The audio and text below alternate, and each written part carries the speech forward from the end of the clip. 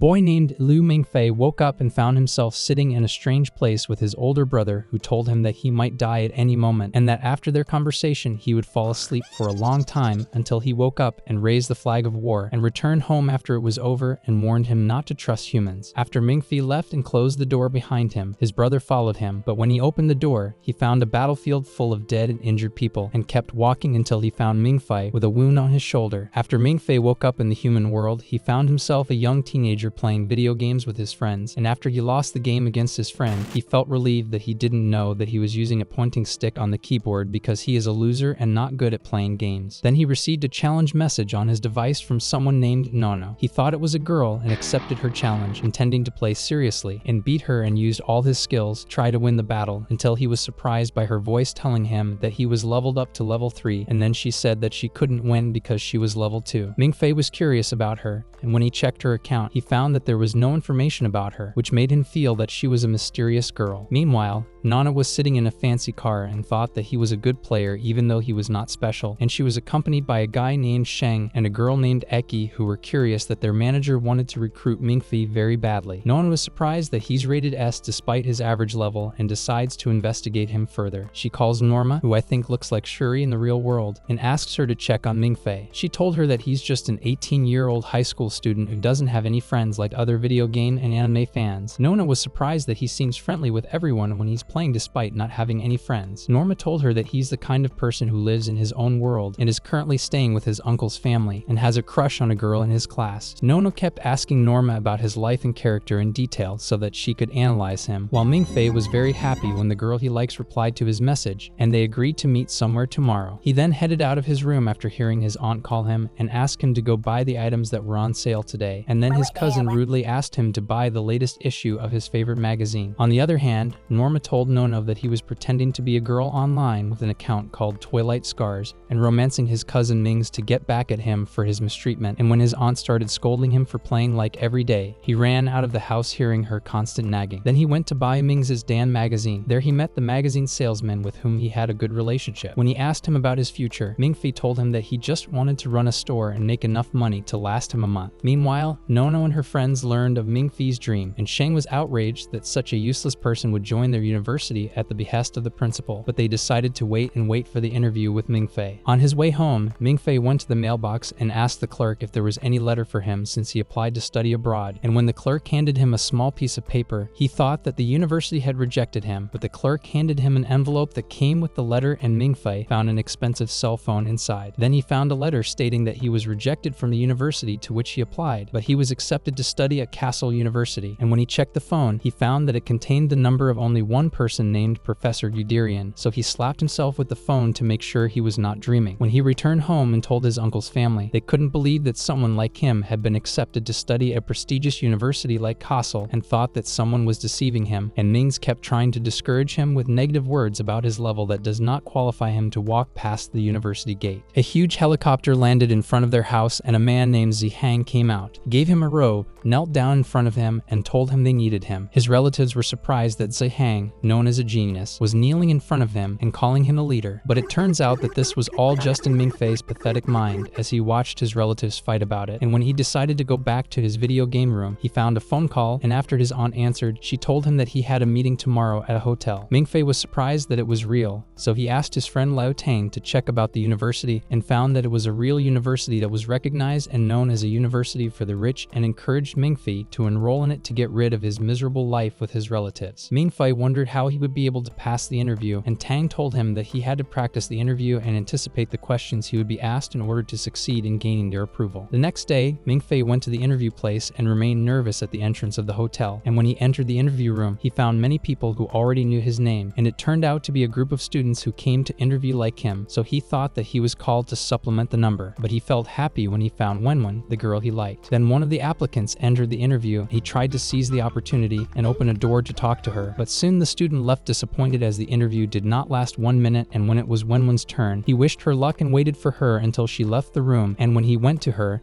and tried to ask her about the interview, he found that it was his turn for the interview and he could not continue the conversation with her. But when he turned around, he was surprised to see a group of people and almost lost his balance, but Sheng caught him just in time, and then Aki approached him and told him that she was the one who would be interviewing him. When he sat down for the interview, interview, he was surprised that the first question was whether he believed in aliens instead of introducing himself. He was irritated that his practice of the usual questions with Tang was in vain, but he gathered his composure and tried to answer the question in a tactful way, showing that he was educated. But he was embarrassed when Sheng asked him to answer in a non-artificial way, which made him angry again. He decided to be spontaneous and told her that he goes up to the roof at night to look at the stars and thinks about how infinite space is, and that although there are many galaxies, there are no other planets for humans to live on other than Earth. So Sheng inferred from his answer that he is lonely. Aki then asks him if he believes in superpowers, and he enthusiastically replies that he does, explaining that he's seen them in anime all his life, which proves that they exist in real life. But he decides to give a somewhat logical answer that he believes in their existence just like he believes in aliens, and that he has no clear proof of their existence. Aki then asks him if he believes in the spiritual world and the existence of life after death, or in the physical world, and that there is no afterlife. Mingfei was shocked and looked dumbfounded by the interview questions, which seemed like a social experiment, and he kept having negative thoughts that they might be making fun of him or trying to reject him for whatever reason to clear their conscience. Then he decided to leave the interview, thinking that it was just a waste of time, and when he came out, the other students congratulated him on being able to conduct the interview longer than the rest, but he ignored them and went to meet Wenwen. And then Yudarian arrived with Nono and asked them how the interview went, and they told him that he left because the questions did not appeal to him. Yudarian was furious with them and told Sheng that he had to stop him from leaving by any means, even if he had to get down on his knees and beg, and ordered them to take him back to the hotel immediately. Meanwhile, Mingfei was with Wenwen, and she told him that she wanted to have a farewell party before graduating from high school and agreed to meet at the mini theater in 2 days. After she left, he kept thinking about her, dreaming of marrying her and living together in a small house. He thought his life would be great that way. When he returned home, he was surprised by his relatives telling him that someone had called them and told them that he had passed the interview successfully and had to meet Yudarian at the hotel tomorrow. When he went to breakfast at the hotel the next day with his family, he met Yudarian, who ignored his uncle and shook hands with him first, then tried to entice them with money, telling them that Mingfei would receive $36,000 a year as a scholarship just for attending the university, and the materialistic aunt felt happy and became flexible and welcomed him to the university. Yudarian told Mingfei that he had a once-in-100 years talent and the potential to become a student at the university. Mingfei thought Yudarian was praising him for his hard work. Yudarian told them that he had another reason to admit him to the university. Mingfei found out that his parents were honorary graduates of the university in the past. He then gave him the letter that his parents sent him and told him that they loved him, and Mingfei was so distracted that he decided to isolate himself in the bathroom. When he read his parents' letter to the principal, he found that his mother was asking him to enroll in Castle University, telling him that he was a smart student despite his bad grades, and asking him to tell him on her behalf that his parents loved him. So he sat crying alone until Nono approached him and told him that he had entered the girls' bathroom, and here his face wore the stupidest expression that anyone could see between sadness and idiocy. When they got back together, Yudarian told them that Nono was one of the most talented sophomores, and Mingfei felt her name was familiar to him, but he didn't want to make too much of it as it could be a name similarity. Yudarian asked Mingfei if there was a reason he couldn't go to college. Mingfei said he needed time to think. His relatives were furious and told him that the $36,000 offer wouldn't come every day. Yudarian asked if there was anything he wanted and would do it. Nona thought that he wanted his girlfriend Wenwen to join the same class with him. He told them that it's not like that. She will never fall in love with him. Mings laughed at him for wanting a girlfriend when he has no friends. Mingfei suspected Nono and wondered if she was guessing or knew about his crush on Wenwen. He got the feeling that she was the girl he had encountered in the video game, but his suspicions were confirmed when he heard her say that he had leveled up to level 3. Afterward, he sat in the evening thinking about everything that had happened during the day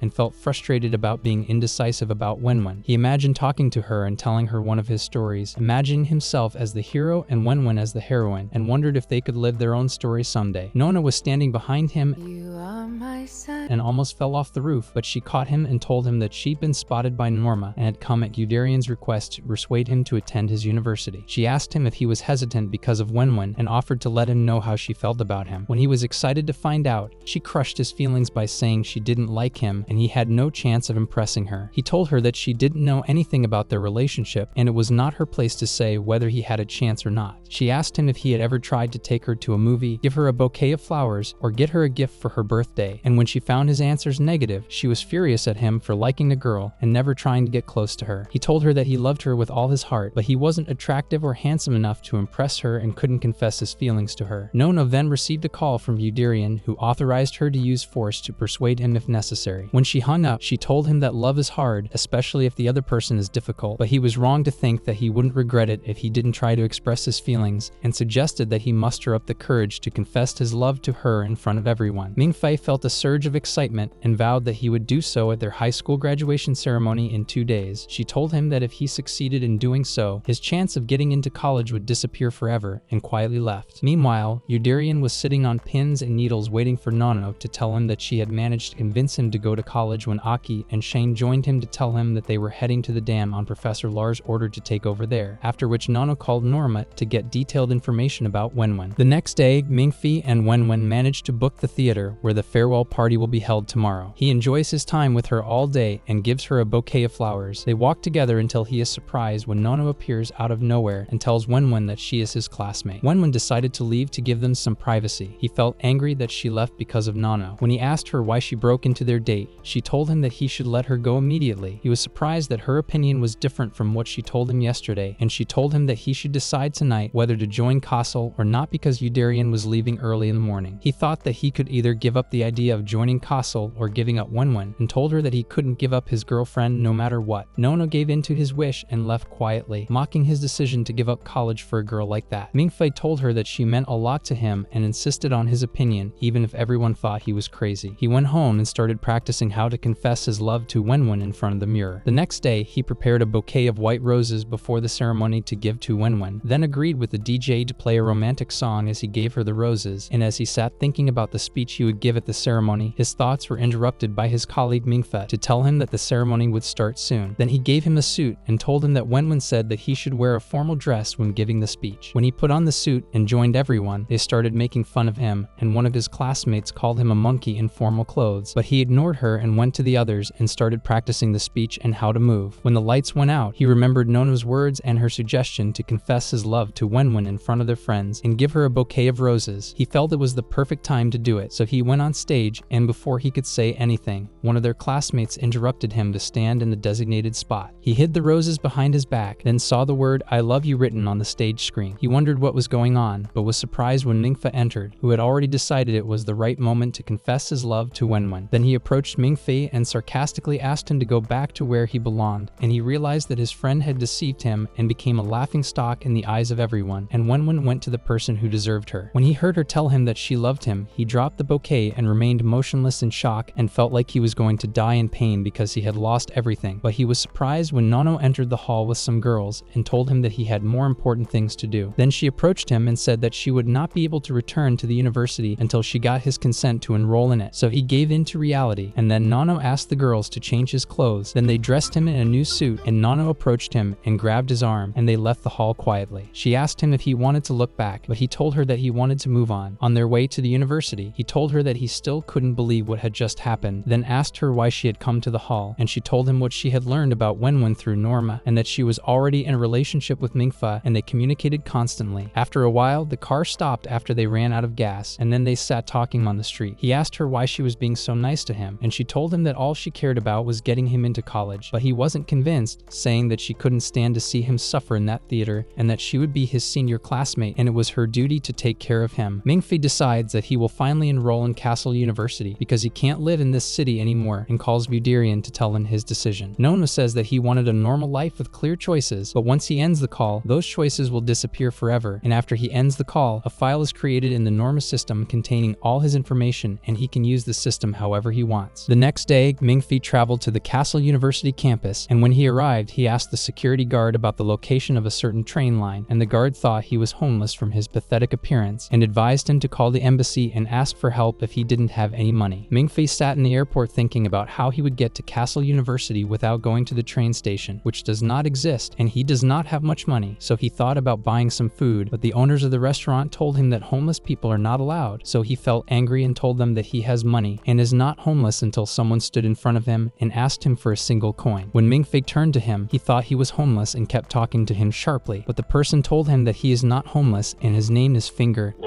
and he is a student, but he is in trouble for external reasons, and and this made him sympathize with him since they are in trouble together. Then he noticed that he was carrying a card with the logo of Castle University, so he told him that he was his senior classmate at this university. But Mingfei thought he was lying to give him some money, so Finger took out his card proving that he was a student like him. After that, they sat and chatted, and Finger told him that he is in his 8th year at the university, but usually students graduate after the 4th or 5th year. But he failed 4 years in a row and is the most famous student at the university currently. Of course, he is the super hat trick in failing. Mingfei asked him what train line they should take and told him that it is a hidden line and does not have a specific timetable, and if his level was high, the university would send a professor to pick him up, but they have to wait because they are worthless losers. Mingfei was surprised that Finger fell asleep in the middle of their conversation and had to sit alone to wait for the train to come at any time. But he also fell asleep, and then he had a strange dream about a group of people carrying torches and running in a certain direction, and he stood not knowing what to do, and when he woke up, he did not find Finger. Then he was surprised to find a full moon in the sky as big as in his dream, and a boy telling him that his past would haunt him when the train bell rang, that the top of the bronze mountain would soon melt, the seas would boil, and a storm would come to destroy everything. Mingfei didn't understand what the boy was saying, so he thought he might be homeless and offered to get him a drink or call someone he knew, but was surprised when the boy called him brother and felt as if he was on fire. Then he woke up in reality, and Finger told him to hurry up with his things because the train had arrived. When Mingfei woke up, he marveled at the dream he had seen, and then he was frightened when he saw a station guard telling university students to go to the train, appearing from the darkness as if he were a ghost. But Finger went towards him and asked him about his level, and the guard told him that his rank had dropped to the lowest level, even though he was an A-rank student at the beginning of his career. When Mingfei walked up to him to give him his card and the guard heard his name, he felt mad that he was an S-rank student, and Finger was shocked that no one came to pick him up since he was considered to be at the same level as the university president, and they told him that Yuderian was supposed to come to pick him up, but when he put his card in the door, a special train would be sent to transport him alone. Mingfei was shocked that he had wasted all that time waiting, and when he inserted his card, he found that the entire station was lit up, announcing the arrival of the CC-1000 train. Then he was surprised by the presence of zombie-looking people welcoming him around the station, and the guard told him that he had summoned them with his voice, and that they would not harm him. When the train arrived, he found Yuderian jumping off the train, happy to be accepted as a student at the university, and Mingfei felt for the first time how special he was to one of them and boarded the train with him. After Mingfei and Finger changed their clothes, Yuderian asked Finger to leave the carriage to talk to Mingfei privately, then told him that there were instructions he needed to know before they arrived at the university. Then he gave him an agreement and told him that it was a non-disclosure agreement and asked him to sign it, then told him that the university's curriculum is unfamiliar as the university's specialty is research on dragons. Mingfei was surprised that the university was researching mythical creatures, but Yuderian told him that the reason for their existence is still a mystery that no one can explain, and that they do exist, and the university is studying dragons in order to eradicate them. Then he told him that many countries in the world do not know that humans and dragons have been at war for thousands of years. One year, the brave heroes managed to defeat the Dragon Emperor, and the university aims to train new heroes to follow in their footsteps and succeed in defeating the largest number of dragons. Mingfei felt that Yuderian was just a crazy professor who was obsessed with an idea. Perhaps he had suffered a childhood trauma that made him aggressive towards non-existent beings, and felt frustrated that perhaps Castle University was a place for psychopaths. He suggested that he see a psychiatrist, but to his surprise, it was pitch black on the train, as if they were in a tunnel, and then the person he had seen in the dream reappeared